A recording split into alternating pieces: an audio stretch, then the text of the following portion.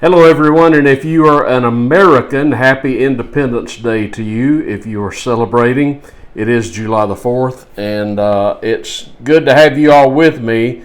I don't want to get into a long diatribe about Independence Day. I have my own feelings about it.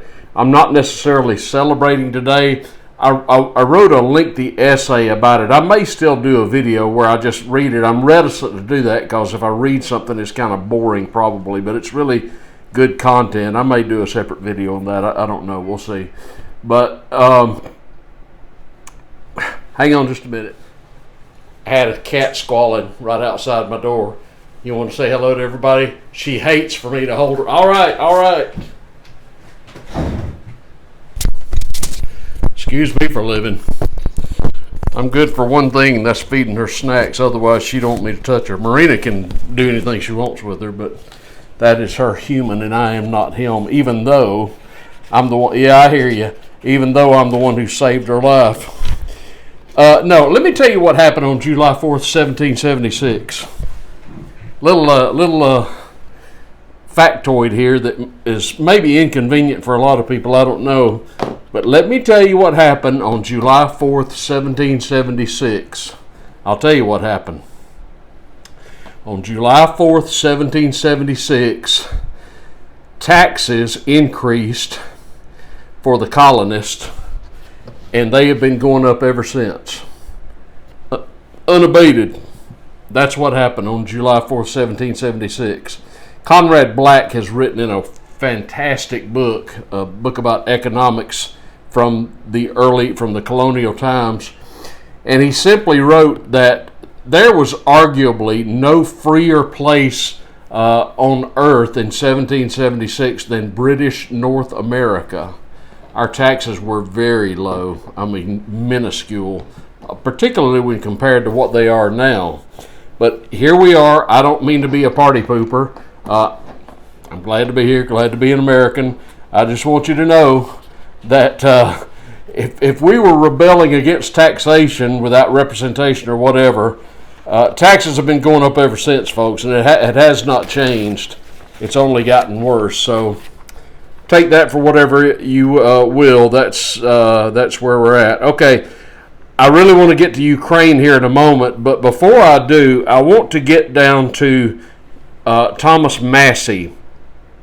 I touched on this recently, but as you probably know, if you're watching the news, last night the so-called Big Beautiful Bill passed. And there were two abstentions on the GOP side of the aisle.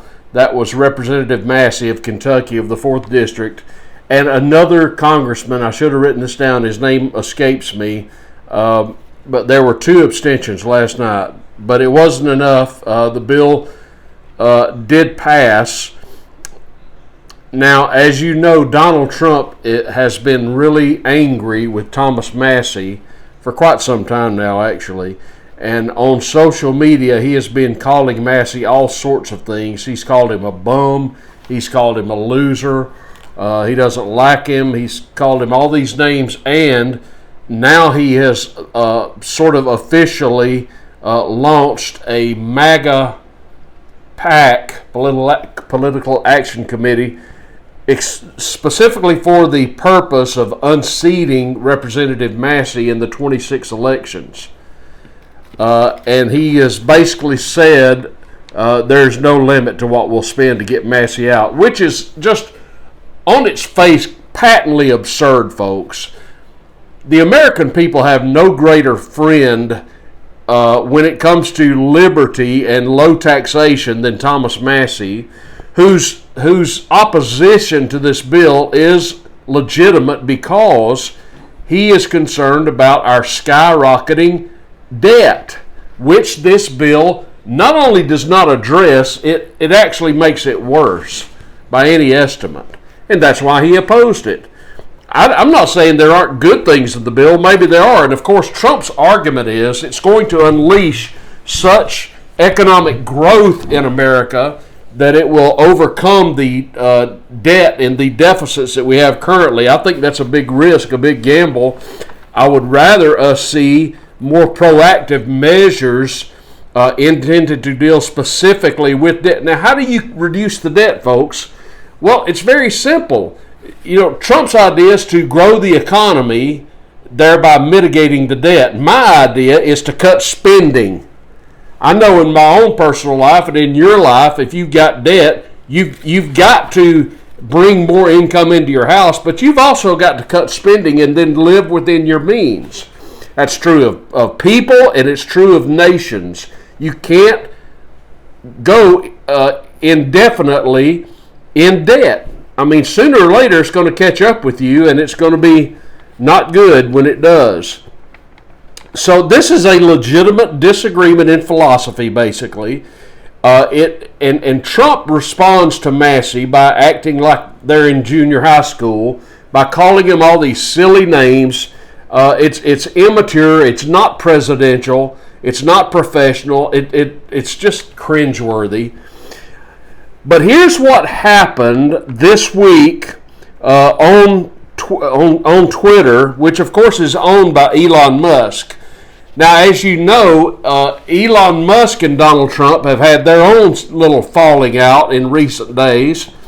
And Elon Musk is equally concerned about the debt of the United States. And he went to Washington looking for opportunities to cut the budget, cut the debt, and he found a lot of places where we could save money and eliminate spending. The Doge cuts. But nothing's happening with that. It was, as it turns out, all for show. I don't believe it was all for show with Elon, but it was just basically his recommendations. I don't expect a whole lot to come from it. And Elon had sort of a falling out with Trump, and I mean it got nasty for a few days, mudslinging back and forth between these two titans, if you will. At one point, Elon said that he said that Trump is in the Epstein files. Well, we'll never know that, of course, will we, Pam Blondie? But whatever the case, it got ugly. Now, I think they finally smoked a peace pipe and things have calmed down. However, I am really heartened by what happened on Twitter. There's a man, I donated to the Massie campaign. I encourage you to do so as well, because this is no question the most serious challenge Massie has faced yet.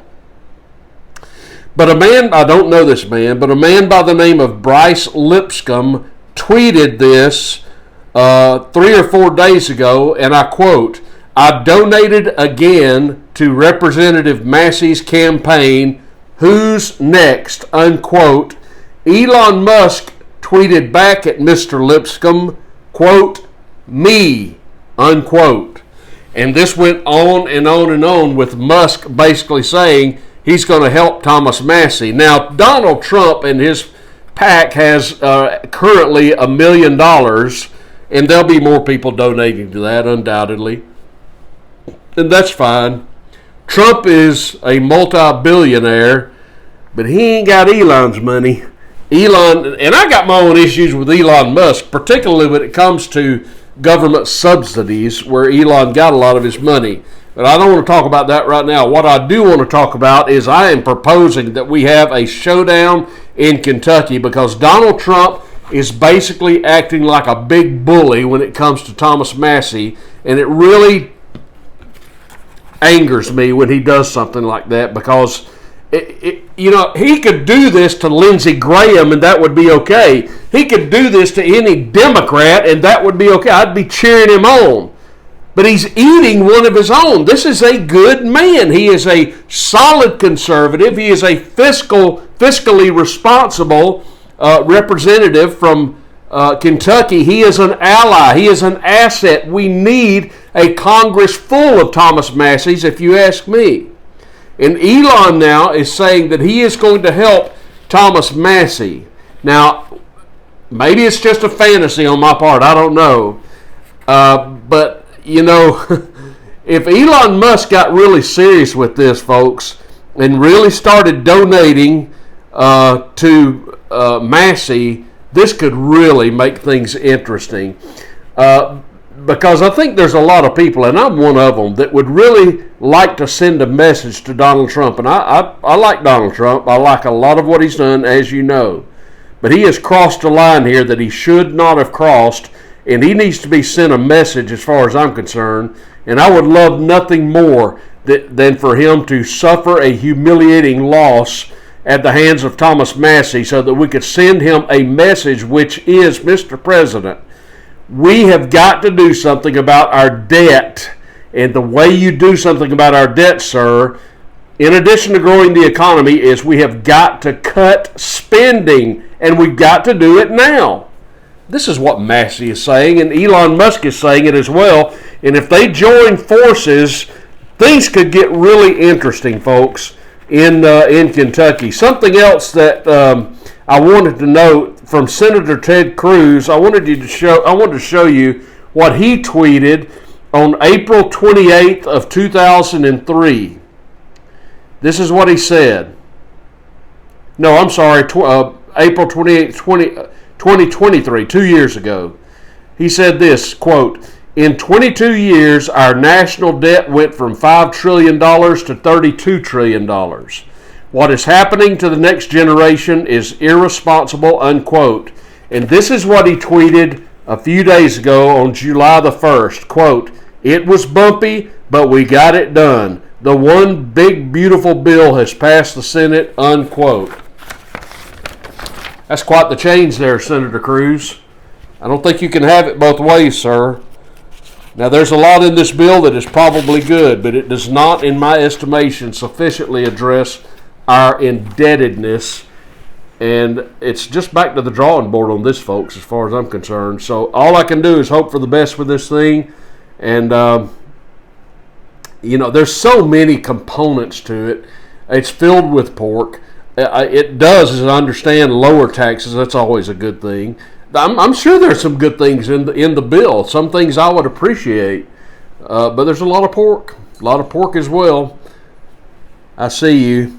I'm getting some cat action over here. All right. I have got to get to Ukraine. And I am asking the question, are we in the final days of the war in Ukraine? This is a legitimate question.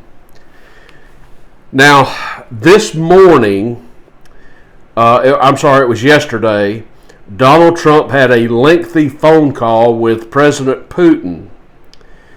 And I don't know if you saw Trump's reaction to this phone call, but he was not pleased.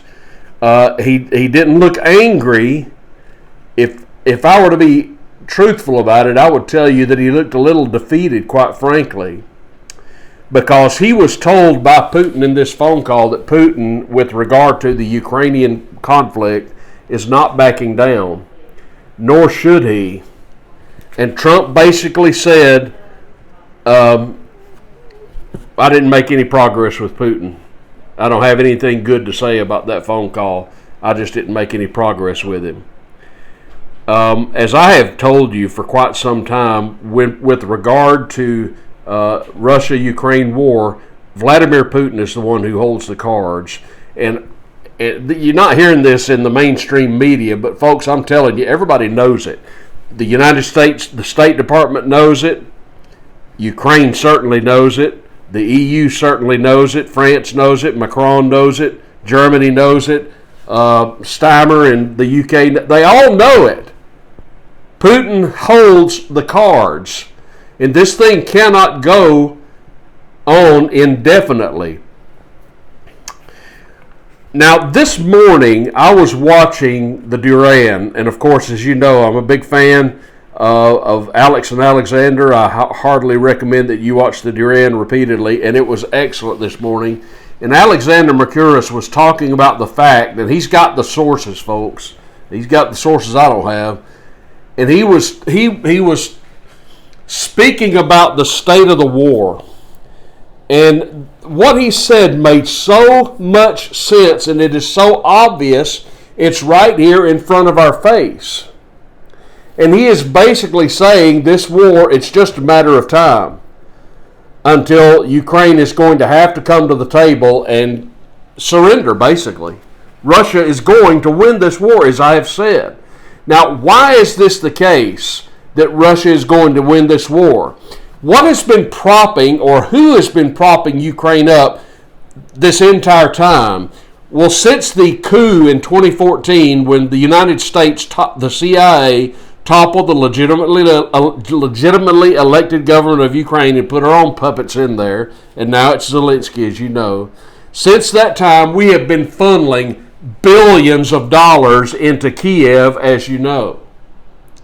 And we have been funneling all kinds of military weaponry and weapon systems and tanks and armor and missiles into Ukraine, as you know. I mean, we have sent so much in terms of money and equipment. This has been the only thing that has propped Ukraine. Were it not for our insertion into this war, this thing would have been over long ago, as far as I'm concerned. We have basically just been giving Ukraine a shovel to get water out of the boat, only delaying the inevitable.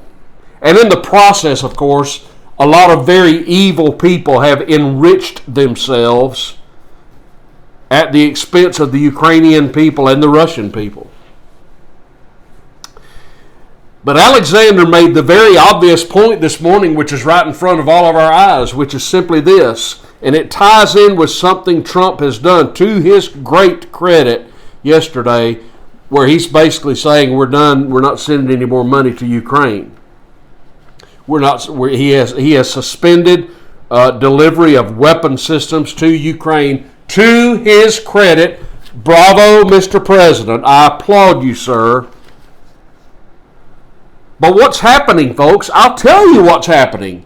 The gravy train is running out. It's as simple as that. Here is our nation, $37 trillion in debt, and finally, at least with regard to Ukraine, we are having to stare reality in the face, because not only do we simply don't have the funds to send to them any longer, but folks, what Alexander was pointing out, and he stated this as fact and sourced it all, we're running out of weapons. We're running out of military equipment. The United States of America, if you can imagine it, we are running low on military weaponry. We're running low on Patriot missiles. We're running low on all of this equipment we've been sending to Ukraine, and we can't do it anymore. I mean, it's not even a matter of will. It's a matter of inventory. We simply don't have it. This is a dirty little secret that you're not hearing about in the American media. You're certainly not hearing about it from the Trump administration, but folks, at some point, you got to save yourself. You can't go down with the Titanic. I mean, we got to keep a little bit for ourselves, right? Have you ever had a relative or a friend or somebody that came to you and said, hey, I'm really down on my luck, and if you could help me out, I'd really appreciate it. And so you help them out, and a short time later they come back, hey, if things aren't any better, I could really use a handout, and you help them because you've got it and you've got a good heart. But you know what? When they keep coming back time after time, after about, 5 or 6 or 10 times, hey, I could really use a handout if you could spare some money for me. You eventually got to say, look, buddy, I'm not Elon Musk. I've only got so much money myself. I mean, I got to feed my own family. Most people don't have unlimited resources, and neither do countries, folks. I mean, it's not just the matter of printing more money and sending it to Zelensky. You can't just win wars by printing money. You got to have actual equipment, military equipment, and our inventory is running low. But there's one more component to this story that really factors into this equation. Do you know what has turned the Russia-Ukraine war on its side, on its head? It is for the United States State Department and people like Victoria Nuland, who I'm certain is crying in her Cheerios this morning at the thought that we can't send any more weapons and money to Ukraine. Evil. Folks, it is a matter of priority, and the priority is not so much the United States from our standpoint. What country, in terms of importance, outranks Ukraine? There is nothing that the United States State Department would love more than to see Russia lose this war, but they have had a reality check by this point, and they realize that ain't going to happen. And you just don't hear Trump and too many of his administration's officials talking about engaging in this proxy war. It is the United States versus Russia. It is a proxy war, as everybody knows. You don't hear us talking about it much anymore, do you? You know why? Because there's another country, another state that outranks Ukraine in terms of importance. Anybody want to take a guess? You got it. That would be Israel. If it comes down to us aiding Israel or Ukraine, who do you think is going to get the goods? No question about it, folks. Since the Israel lobby is in the pockets of almost every American politician, I don't know what the percentage is, but it's high. Israel virtually runs the American government. They certainly run the State Department.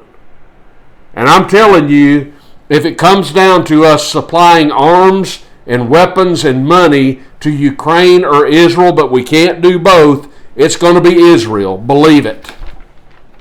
So I believe that the time is coming when the inevitable is going to happen and this war between Russia and Ukraine is going to end.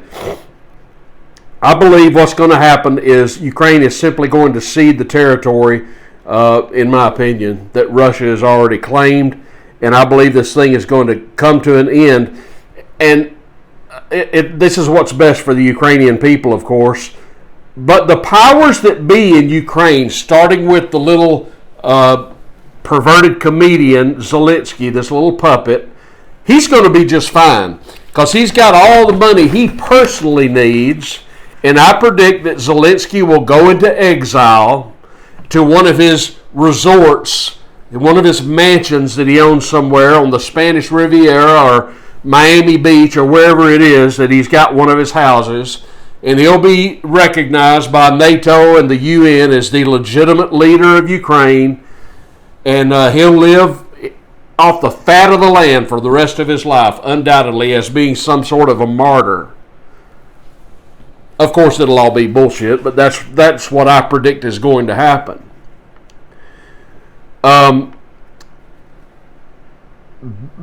This is just bizarre. This is bizarre. Many of you know of Bill Kristol. Bill Kristol used to be at the National Review. He was pretty much the successor to William F. Buckley, and he was also an acolyte of the late John McCain, the war lover and mentor to little Lindsey Graham McCain. Lindsey McCain Graham, as I call him. Bill Kristol, who never saw a war he didn't love, tweeted this yesterday. The current leader who best epitomizes the spirit of the Declaration of Independence is Volodymyr Zelensky, unquote. To which the great Mike Benz replied, quote, the last election in Ukraine was supposed to be held March 31st, 2024. That day marked the end of Zelensky's 5-year term. When the term ran out, he canceled the elections. For over a year now, Ukraine has had a dictator installed that literally no one in the country voted for. End of quote. That ain't all. Mike Benz missed a couple of things that I'm going to fill in the blanks right now. Representative Anna Paulina Luna of Florida, a Republican, tweeted this yesterday. Zelensky banned the Orthodox Church. I can promise you there will be no weapons funding for you. Negotiate for peace. End of quote. She said some other things about it as well. That's the part Mike Benz left out. This great hero, Volodymyr Zelensky, banned the Orthodox Church in this country. Did you know that? And this week, he revoked citizenship for the legitimate Orthodox bishop in the country, Metropolitan Onufri. Let me tell you a little bit about this. The word in Orthodox Christianity, in the church, we often refer to our bishops as metropolitans. That name was kind of developed because bishops were seated in large areas, large metropolitan areas, so they kind of got a name metropolitan, but it's the same thing, metropolitan or bishop. Well, the bishop or metropolitan in the church for Ukraine was a very wonderful man, a very holy man, and that's Metropolitan Onufri. But Zelensky banned the Orthodox Church, and he has now revoked citizenship for Metropolitan Onufri. He did that. He also killed Gonzalo Lira, of course, as we all know. Now, after he banned the Orthodox Church which is the largest Christian confession in Ukraine, after he did that, he then installed his own government-backed bishop, who was a stooge of the government, and he called it like the Ukrainian church, or I forget the name, it's not in front of me. Totally invalid. They dressed like our bishops dressed, but they weren't legitimate. To be a legitimate church, you've got to have, among other things, you've got to have apostolic succession. That's one of the things you've got to have to be a legitimate church. Metropolitan Onufri, to his credit, of course, has that.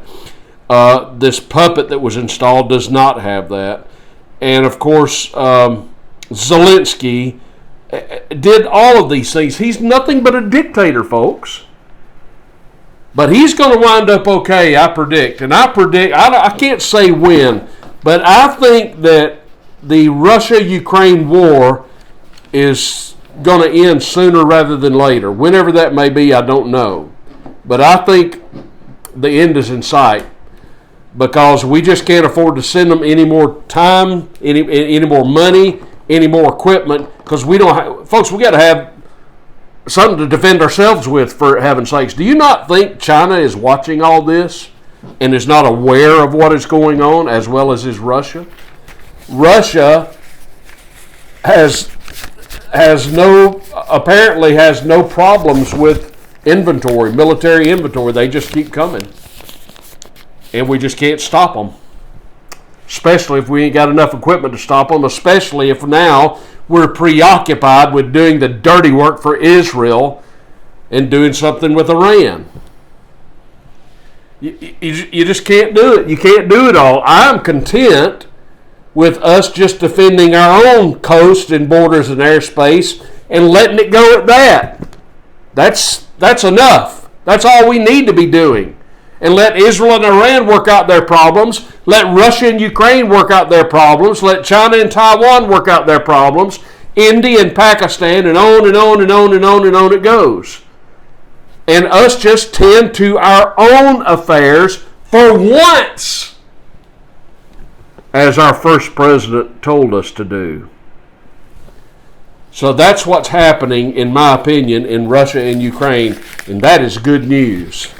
That's really good news. All right, that's what's happening today. Thanks for joining me, everybody. Give me a comment down below if you would. I would appreciate that. Like this video, share this video, subscribe to the channel.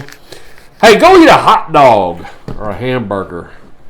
You can at least do that, right? Thanks for watching, everybody. I'll see you soon.